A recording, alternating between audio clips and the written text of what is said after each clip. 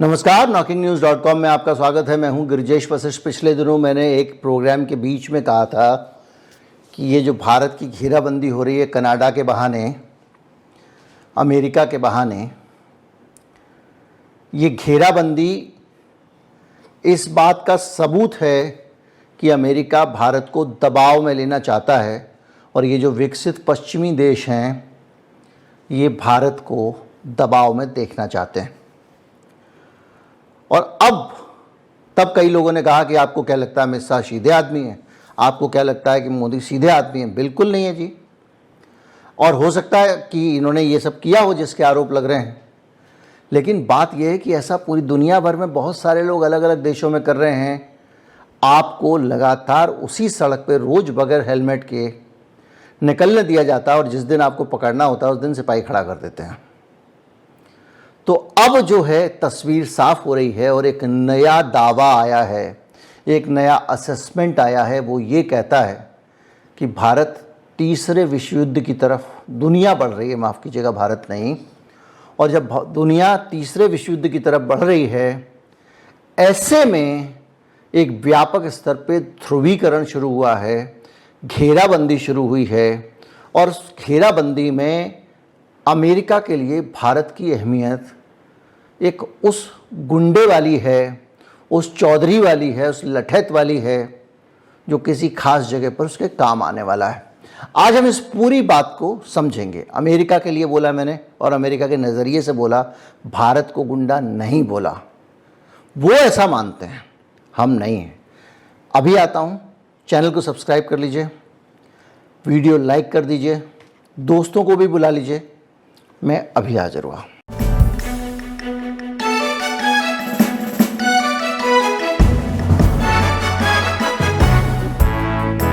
दुनिया के बड़े बड़े आर्थिक संस्थान जो इस दुनिया की आर्थिक नीतियों के संचालन में अहम भूमिका निभाते हैं, जिनके अनुमान और असेसमेंट इस दुनिया भर के कॉरपोरेट को, शेयर बाजार को दिशा प्रदान करते हैं, ऐसे कॉरपोरेट्स में से, ऐसी बड़ी संस्थाओं में से एक है जेपी मॉर्गन।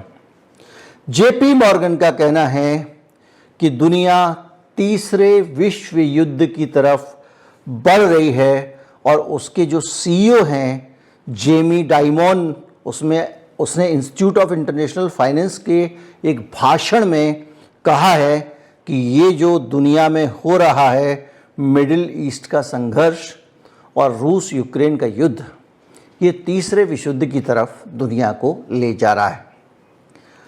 अब वो आदमी ये क्यों कहता है, इसको हम अपने नज़रिए से समझते हैं।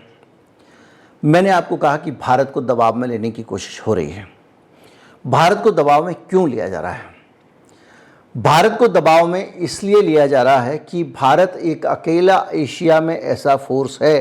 पहले उन्होंने पाकिस्तान पे भी इस तरह से दांव लगाया था जो चीन को बैलेंस कर सकता है। और भारत अमेरिका का लगातार पिट्ठू सगा बराक हुआ जा रहा था। अब भारत को ये समझ में आया है कि दुनिया की दिशा कहीं और जा रही है और अब अमेरिका का शासन उस तरह से प्रभावी नहीं रहा और उसने यूक्रेन युद्ध में रूस के साथ खड़े होकर यह अनुभव भी किया कि अब अमेरिका से दूरी रखने में भलाई है। भारत अभी ब्रिक्स के सम्मेलन में उसने चीन से संबंध सुधारे, चीन के नज़दीक वो जाने की कोशिश कर रहा है और चीन भी उसके नज़दीक आने की कोशिश कर रहा है। यानी चीन अगर भारत एक हो जाते हैं तो इस एशिया में अमेरिका के लिए मुश्किलें बढ़ जाएंगी। अभी मैं एक पोस्टर देख रहा था जिस पे लिखा हुआ था, कहीं विदेश में किसी ने पीठ पे लगाया हुआ था अपनी, कि चीन दुनिया को सब कुछ एक्सपोर्ट करता है युद्ध के अलावा। यानी चीन दुनिया में युद्ध का उन्माद फैलाने वाला देश नहीं है, भले ही वो कितना पावरफुल हो, ये उसमें लिखा हुआ था। तो चीन, रूस, भारत, ब्राज़ील, जो ब्रिक्स देश हैं, साउथ अफ्रीका, इसके साथ और भी बहुत सारे देश उसमें धीरे धीरे पार्टिसिपेट कर रहे हैं। ये लोग अब एक हो रहे हैं। उत्तर कोरिया बहुत ज़्यादा फोरम्स पे नहीं आता है लेकिन जहां हाथी का पांव वहां सबका पांव, जहां चीन का पांव वहां उत्तर कोरिया का पांव। उत्तर कोरिया आज भी वामपंथी देश होने के नाते चीन को अपना शुभचिंतक मानता है और उत्तर कोरिया के विकास में चीन की बहुत बड़ी भूमिका है। उत्तर कोरिया कैसे बना, कब बना, किस हालत में बना, ये आपको हम चर्चा कर चुके हैं। फिर भी बता दूं कि द्वितीय विश्व युद्ध में कोरिया जो है वो एक ज़माने में कोरिया जापान का हिस्सा होता था, फिर कोरिया जो है उसको दो तरफ से जितना हिस्सा सोवियत संघ के प्रभाव में आ गया वो वामपंथी उत्तर कोरिया हो गया, और जो इस तरह के फोर्सेस का था वो बन गया अमेरिका की तरफ वालों का, वो बन गया दक्षिण कोरिया। यहाँ की पॉलिसी दक्षिणपंथी है, वहाँ की वामपंथी है। एक वीडियो मैंने बनाया था, बड़ा खूबसूरत, एक ब्लॉगर हैं जो वहाँ गए थे, ट्रैवल ब्लॉगर हैं, और उसमें कि उत्तर कोरिया की एक्चुअल स्थिति क्या है। जैसे यहाँ पे बताया जाता है पिशाच है, ये है, वो है, तमाम किम जोंग उनके बारे में ऐसे आदमी को मरवा देता है, उस सबका उन्होंने वहाँ जाके एक्चुअल ज़िंदगी क्या है और वहाँ का क्या हाल है, निश्चित तौर पे जब आप उसको देखेंगे तो भारत का भी मन में आएगा कि हम बेहतर हैं या नहीं हैं, वो अलग बात है। तो अब ये जो ध्रुवीकरण हो रहा है, इस बीच में खबर आई है कि उत्तर भारत तो चला गया उस खेमे में दिखाई दे रहा है, और उधर उत्तर कोरिया, ये खबर आई है, खबर पश्चिमी मीडिया से आई है, इसका कुछ और मकसद भी हो सकता है, लेकिन खबर आई है कि उत्तर कोरिया के सैनिक रूस की तरफ से यूक्रेन में लड़ रहे हैं। इसका एक मतलब ये भी हो सकता है कि उत्तर कोरिया को पश्चिमी जो ताकतें हैं वो इसमें घसीटना चाहती हैं, और उत्तर कोरिया को जिस तरह लंबे समय से बदनाम करते आ रहे हैं, तो उत्तर कोरिया के उसमें शामिल होने के बहाने जो लोग अभी तक रूस के खिलाफ प्रॉक्सी वार लड़ रहे थे। यूक्रेन क्या है? यूक्रेन कुछ नहीं है। यूक्रेन एक धरती है जहां से विदेशी ताकतें लड़ रही हैं। पैसा जेलेंस्की को अमेरिका, नेटो देश दूसरे देश दे रहे हैं, हथियार दूसरे देश दे रहे हैं, और जो मर्सनरीज हो रहे हैं, जो भाड़े के सैनिक हैं जिनके दम पे यूक्रेन लड़ रहा है, वो भी इन्हीं देशों के दिए हुए पैसे से किराए पे लिए जा रहे हैं। यानी ये जो युद्ध हो रहा है, इस युद्ध में सिर्फ अमेरिका की सेना नहीं उतरी है, जर्मनी की सेना नहीं उतरी है, फ्रांस की सेना नहीं उतरी है, इन नेटो देशों की सेना नहीं उतरी है, बल्कि बाकी सब जगह यही है। हथियार ये दे रहे हैं, पैसा भी ये दे रहे हैं, जमीन यूक्रेन की है। तो अभी तक ये परोक्ष रूप से युद्ध लड़ रहे थे, लेकिन दिक्कत ये हो रही है कि उसके बावजूद ही जीत नहीं पा रहे हैं। तो अगर आपको अपनी सेना उतारनी है और रूस को कमज़ोर करना है, क्योंकि रूस अब सबसे बड़ी चुनौती बन गया है, दुनिया भर के प्रतिबंध लगा के दंड बैठक सब कर लिया अमेरिका ने, उसके बावजूद वो हंसता हुआ खड़ा हुआ है और तरक्की करे जा रहा है, और यूक्रेन की चटनी भी बनाता जा रहा है। तो अगर आप इसको वैश्विक दृश्य देना चाहते हो, अगर आप ये कहना चाहते हो देखो उत्तर कोरिया कूद गया है तो ये तो गलत हुआ है, अब तीसरा देश कूद गया है कोई, तो हम भी कूदेंगे अब, तो उसकी भूमिका उत्तर कोरिया के जरिए बनाई जा रही है। तो अब अगर ये लोग कूदते हैं तो क्या होगा? रूस की साइड के जो लोग हैं वो भी खुल के कूद पाएंगे, चीन भी खुल के फिर अपने कूद सकेगा।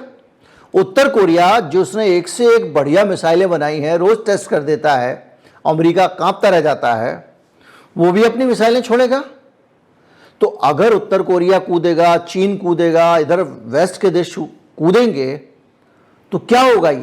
ये तृतीय विश्व युद्ध की तरफ ही तो तस्वीर बन रही है, और उस तस्वीर में भारत जैसे देश का मैंने बताया कि ब्रिक्स की तरफ जा रहा है। अब क्या हुआ कि सबसे बड़ी चुनौती अमेरिका का जो राज है और उसकी अर्थव्यवस्था जो डामाडोल है, तो आप देख ही रहे हो, ब्याज सारी चीज़ें, लेकिन अमेरिका की जो स्थिति है उसकी सबसे बड़ी पावर उसका डॉलर है ना, कि दुनिया का लेन देन डॉलर से होता है। अब हमने रूपी रूबल पैक्ट किया, रूस से हमने तेल तो मंगा लिया रुपए में, अब उसमें भी देखिए एक बीच में oil and national gas corporation जो है हिंदुस्तान का, ONGC, वो तो घाटे में चला गया और रिलायंस फायदे में जा रहा है। भाई अगर रूस का तेल लाके उसको रिफाइन करके सिर्फ अंबानी का ही बिकेगा क्या यूरोप में? सरकारी कंपनी में क्यों नहीं बेचा? सरकारी कंपनी कौन चलाता है? भारत सरकार चलाती है, सरकार को जवाब देना चाहिए कि घाटा कैसे हुआ। खैर, ये एक बीच में एक अलग चीज़ थी। लेकिन जो तेल था हमने रूस से तो खरीद लिया और उसने तेल हमसे रुपए में जो है वो हमको बेच दिया। लेकिन उसके बाद जो रुपए आ गए उसका वो क्या करे, क्योंकि वो भारत से तो कुछ मंगाता नहीं है जो वो रुपए दे के ले सके, तो उसके बहुत सारे पैसे अकाउंट्स में पड़े हुए हैं जो रुपए की फॉर्म में, जिनको वो इस्तेमाल नहीं कर पा रहा है। अब अगर ब्रिक्स की करेंसी आ जाती है, जैसी करेंसी लाने का इन्होंने ऐलान किया है, तो रूस के लिए कितना काम आसान हो जाएगा। रूस के लिए काम एकदम इतना आसान हो जाएगा कि वो तुरंत जो है वो ब्रिक्स की करेंसी में खरीद लेगा, भारत भी बेच देगा। तो उसमें क्या होगा, जो बाकी देश हैं उसका हिस्सा चाइना वगैरह, तो हमको अगर कोई चीज़, मान लीजिए रूस है, उसने हमको सामान बेचा, अब उसको रुपए की जगह अगर ब्रिक्स की करेंसी मिल गई तो झट से वो करेंसी चीन को देके चीन से सामान मंगा लेगा, तो उसको कोई दिक्कत ही नहीं रहेगी। तो ये जो इन्होंने करेंसी निकाली तो डॉलर जो है वो खड़ा दिखता रहेगा एक तरफ, क्योंकि ये सब तो आपस में लेन देन कर ले रहे हैं। तो अमेरिका को तो कोई पूछ नहीं रहा है, तो अमेरिका कभी नहीं चाहेगा और उसके ये लग्गू बग्गू कभी नहीं चाहेंगे कि दुनिया इतनी स्वतंत्र हो जाए और ये देश इतने स्वतंत्र हो जाएं कि हमारे डॉलर को ही ना पूछें। अब आप सोचिए, जब ब्रिक्स की करेंसी आएगी, दूसरी चीज आएंगी, ईरान तो खुशी खुशी शामिल होगा। पूरा जो अरब विश्व है, अरब की दुनिया है, अरब देश हैं, वो भले ही आज अमेरिका के साथ खड़े हैं तो इसलिए खड़े हैं क्योंकि मजबूरी में खड़े हैं। अगर उनको एक ऐसा विकल्प मिलेगा जो उनको एक आज़ाद जिंदगी दे सकता है, अगर वेनेजुएला को ऐसा लगेगा कि भाई अमेरिका के प्रतिबंधों के बावजूद एक ताकत खड़ी हुई जो हमारा माल खरीद सकती है, हमारा तेल खरीद सकती है, तो वो तो खुश हो जाएगा ना और इनके साथ शामिल हो जाएगा। तो ये पूरी जो सिचुएशन बन रही है, इसमें ये हो रहा है कि ये रूस ने जो एक नई घेरेबंदी शुरू की है, इसमें लोग खुशी खुशी देश शामिल हो रहे हैं और भारत जैसे देशों को, दूसरे देशों को अमेरिका तरह तरह से डरा रहा है और कोशिश कर रहा है कि ये उसकी तरफ ही रहें। तो ये जो है, ये कहानी हमको बता रही है कि तृतीय विश्व युद्ध की कैसे भूमिका बन रही है। ये घेरेबंदी है कि भारत तुम मेरी तरफ से लड़ना, ये घेरेबंदी है कि चीन कह रहा है भारत तुम मेरे साथ रहो। यूक्रेन में घुसने के अमेरिका बहाने ढूंढ रहा है और ये ईरान और दूसरा जो मामला चल रहा है पूरा का पूरा इजराइल वाला, तो इजराइल अपने आप ही पार्टी बन जाएगा, ईरान जो है वो अपने आप ही पार्टी बन जाएगा। तो ये अपने आप में एक तस्वीर बन गई है जिसमें America and company versus others, ये युद्ध के हालात बन रहे हैं, जिसको जेपी मॉर्गन का जो सीईओ है वो खुलकर बता रहा है।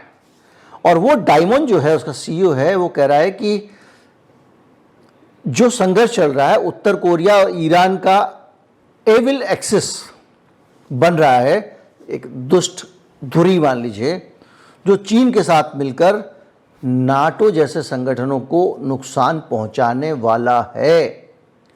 अब वो अमेरिका वाला है तो उसको ये एक शैतानी धुरी लग रही है, दुष्ट धुरी, लेकिन ये तैयार तो हो रही है। और अमेरिका का जेपी मॉर्गन सिर्फ एक बैंक नहीं है, फाइनेंशियल संस्था नहीं है, ये उन आर्थिक ताकतों में से एक हैं जो अमेरिका की सरकार को भी कहा जाता है कि नियंत्रित करते हैं। डायमंड को कहना है कि देश 20 साल बाद नहीं बल्कि अभी इस दिशा में बढ़ रहे हैं और जोखिम बढ़ गया है। मतलब उनका कहना यह है कि थर्ड वर्ल्ड वॉर के लिए अब ये नहीं है कि 10 साल 15 साल बाद होगा, ऐसा दिख रहा है कि अभी शुरू हो जाएगा, इसलिए बहुत रिस्क है और बड़े पैमाने पे एक संघर्ष अभी शुरू होने वाला है। उसने कहा है कि अमेरिका को यह नहीं मान लेना चाहिए कि चीज़ें अपने आप सुलझ जाएंगी, बल्कि उसे उचित कदम उठाना पड़ेगा।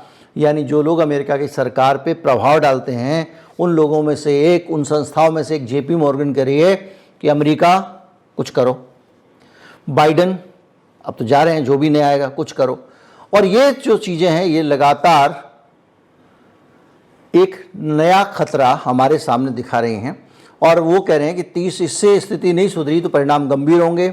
डायमंड ने कहा कि डायमंड ने रूस की और ईरान की परमाणु शक्ति को लेकर भी चिंता जताई है, क्योंकि अभी हाल में आपने देखा होगा किस तरह से ईरान ने भूकंप के झटके आए और ये माना गया कि वो भूकंप का झटका जो है परमाणु परीक्षण का था, क्योंकि जो नेचुरल भूकंप आता है उसके बाद में भी झटके वटके आते रहते हैं, परमाणु वाले में नहीं आते हैं। तो इससे माना जा रहा है कि ईरान ने अपना परमाणु बम तैयार कर लिया है। रूस बार बार कह रहा है मैं परमाणु बम गिरा दूंगा। तो ये जो परमाणु शक्तियां हैं, ईरान भी ये जाहिर कर चुका है। तो परमाणु शक्तियां जो हैं, इनका बार बार इस तरह की धमकी देना भी जेपी मॉर्गन का कहना है कि खतरनाक हो सकता है। और एक ओहियो स्टेट यूनिवर्सिटी के हैं पॉल ब्रेक, और वो ये कह रहे हैं कि भाई, अब ये दूसरा विद्वान एक इसमें शामिल हो गया, ये भी कह रहे हैं कि भाई बात तो सही कह रहा है ये, और ये डायमंड जो है, जो जेपी मॉर्गन वाला, इसकी बात जो है उसको नज़रअंदाज नहीं किया जा सकता। लेकिन ये पक्का नहीं कह सकते तीसरा विश्व युद्ध आ रहा है, लेकिन डायमंड तो कह रहा आगे ही आएगा, अब दूर की बात भी नहीं रही है। और इसी तरह से आपको याद होगा कि किस तरह से डोनाल्ड ट्रंप ने भी पिछले दिनों कहा था कि वैश्विक तबाही की तरफ दुनिया बढ़ रही है, और तब जब ईरान ने वो 200 181 अलग अलग संख्या है बैलिस्टिक मिसाइल सीधे इसराइल पर डाल दी थी। अभी ईरान फिर से तैयारी कर रहा है, बार बार कह रहा है कि हम हमला करेंगे। उधर इसराइल कभी अभी घुस नहीं पाया वो वहाँ पे लेबनान में, तो अब उसने सीरिया की तरफ घुसपैठ करनी शुरू कर दी है, वहाँ चला गया है वो। तो ये जो चल रहा है लगातार, इसमें सीन ऐसा बन रहा है बॉस कि हर तरफ से मामला जो है ना घाटी है। अब भगवान ना करे, क्योंकि अगर ऐसा हुआ तो ये भारत की जो आर्थिक दशा होगी, गरीब आदमी हमारे यहाँ पहले ही पिसा जा रहा है और पिस जाएगा। और ये जो हमारे अडानी टाइप के लोग, इनकी तो मौज हो जाएगी। पिछले दिनों आपने राहुल गांधी का वीडियो देखा होगा कि किस तरह से इजरायली बंदूकें भारत की सेना को अडानी बेच रहा है। वहाँ से 20 रुपए की बंदूक लाया दिवाली वाली, और उस बंदूक, दिवाली की मान लो, कोई मान लो बंदूक है, मतलब बंदूक लाया 20 रुपए की, 20 लाख की मान लो यार, 20 लाख की लाया, उस पर ठप्पा लगाया अडानी का, अपना नाम बदल दिया और सेना को सप्लाई कर दिया 20 लाख वाली को 60 लाख में। ये उस दिन राहुल गांधी ने बताया कि ईरान जो वहाँ की गन है सारी की सारी, किसकी? इजराइल की, वो खरीद के ला रहा है वहाँ से अडानी, और यहाँ सेना को बेच रहा है। मतलब इनकी मौज हो जाएगी, ये मोटा पैसा काटेंगे, ये और अमीर हो जाएंगे, गरीब आदमी और गरीब होता जाएगा। ये सारी चीज़ें चल रही हैं। इस बीच में एक खबर ये भी है जिसकी पुष्टि होनी बाकी है कि इस महीने में अगर नया खुलासा हिंडनबर्ग नहीं करता है, नए सिरे से अडानी को शॉर्ट करने की कोशिश नहीं करता, उसने पोजीशन ली हुई है नवंबर की, मैंने बताया था आपको, तो ये माना जा सकता है कि हिंडनबर्ग के साथ में अडानी का सेटलमेंट हो गया है। लेकिन जो भी हो, स्थितियां भयावह हैं। अगर अमित शाह को अमेरिका में दबाव बनाया जाता है और अमित शाह पे एक्शन लेने की बात की जाती है, तो भैया है तो वो भारत के गृह मंत्री, आसानी तो हम छोड़ नहीं देंगे। जैसा भी है, भरा है बुरा है, जैसा भी है, मेरा पति मेरा देवता टाइप का मामला है ये। तो एक नए सिरे से तनाव बढ़ेगा, नए सिरे से हो सकता है प्रतिबंध लगाएं लोग, दबाव में लेने की कोशिश करें। तो सिचुएशन जो है वो लगातार बुरी होती जा रही है। और ये सब जो तीसरे विश्व युद्ध की कहानी है उसकी तरफ बढ़ रहा है मामला। और ये सब बातें जो कह रहे हैं विद्वान लोग, सब बकवास हो, बेवकूफ़ी हो, लफ्फाजी हो, हवा हवाई हो, ये मेरी दुआ है। युद्ध किसी भी कीमत पे नहीं होना चाहिए। युद्ध के लिए, युद्ध रोकने के लिए बड़ी से बड़ी कीमत अगर आप चुकाएं तो वो भी कम है, क्योंकि कितने बेकसूर मारे जाएंगे। अब हथियार वैसे तो है नहीं कि जो लोग बंदूक लेके एक दूसरे के सामने मार रहे हैं या तलवार से लड़ रहे हैं। अब तो आदमी को पता भी नहीं है, घर पे बैठा हुआ ऊपर से मिसाइल आके गिर गई, निकल लिया। तो ऐसी बुरी स्थितियों में युद्ध ना हो तो अच्छा है। और चलते चलते एक बात कहूँगा, देखिए जितने झगड़े होते हैं ना, ये शासन करने वालों के झगड़े हैं। शासन करने वाले क्यों अपना क्षेत्र बढ़ाना चाहते हैं, वो अपनी सीमा क्यों बढ़ाना चाहते हैं, इसको कभी आपने सोचा? मैं सोचता हूँ, सिर्फ अपना अधिकार क्षेत्र बढ़ाना। और अगर आपने अपना अधिकार क्षेत्र बढ़ा लिया तो उस बढ़े हुए अधिकार क्षेत्र को क्या करोगे? आप वहाँ की संपदाओं का शोषण करते हो, वहाँ पे टैक्स लगा के लोगों को लूटोगे, वहाँ से खनिज निकाल के पैसा बनाओगे, कहीं और बेचोगे। कुल मिला के जनता को लूटे जाने के लिए ही सीमाओं का विस्तार होता है।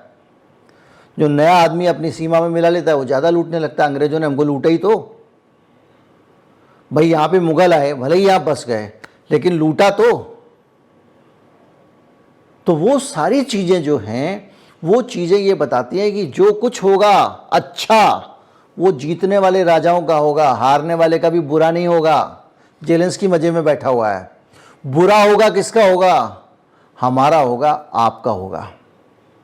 हम आप तबाह होंगे, हम आप भूखे मरेंगे, हम आप तबाही में रहेंगे। इसलिए ऊपर वाले से मनाइए, अगर जरा भी वहाँ पे कोई बैठा है ऊपर अगर, और वो आपकी सुनता है, कि भैया युद्ध ना हो। नमस्कार, जय हिंद।